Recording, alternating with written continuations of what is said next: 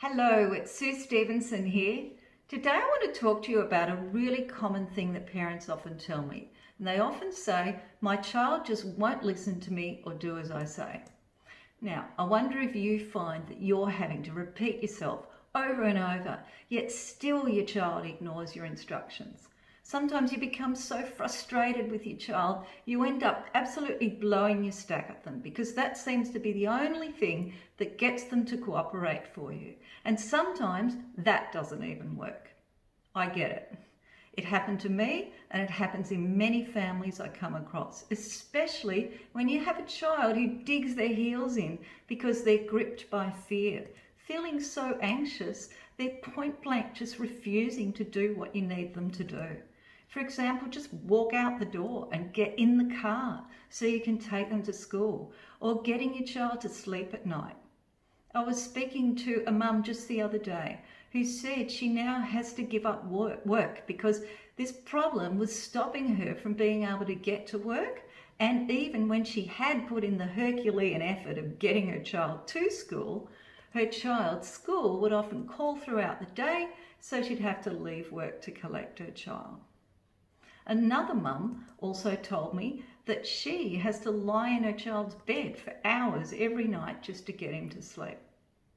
Now, if you find yourself feeling super stressed, exhausted and powerless, like these mums, not knowing how to get your child to cooperate, not knowing how to change this problem in your household, here's what I want you to do. Firstly, stop expecting your child to follow your instructions when they're feeling anxious. Now, why do I say this? Because when your child is anxious, the fear part of their brain is switched on, ready for fight or flight, which means the clear thinking or rational part of their brain is switched off. And let's face it, your child can't think straight if they feel like they're about to be attacked by a wild animal.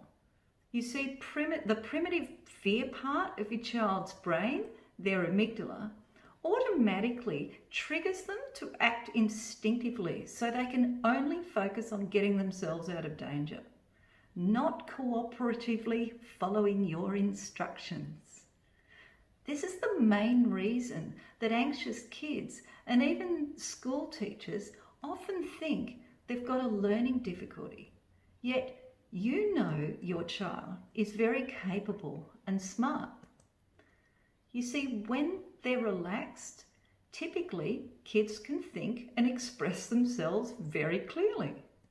And if your child is anxious at school though, they will likely struggle to learn and perform tasks because they lack confidence in those tasks. And secondly, start enjoying having conversations with your child when they're calm.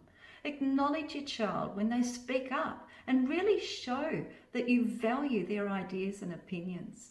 And start getting your child to think about and come up with their own suggestions about what you could both be doing that would help your child to do the thing they're scared of without needing to rely on you.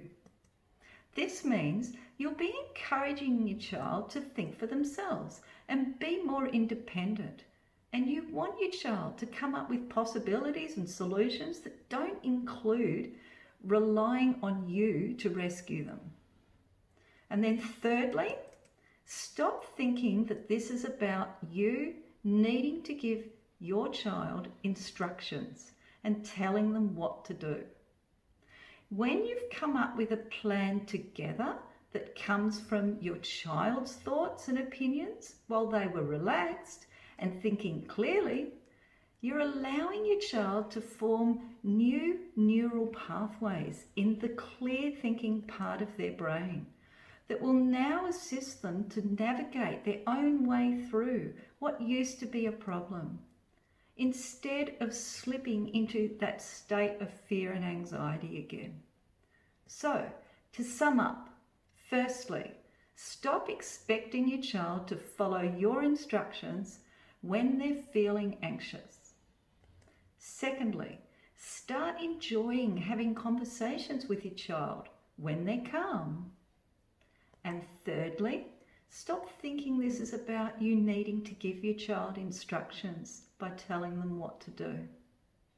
Now, after watching this video, I want you to grab the first opportunity to validate and acknowledge your child next time they come up with a good idea, because this helps them to start forming those new positive neural pathways, which helps build their self-confidence.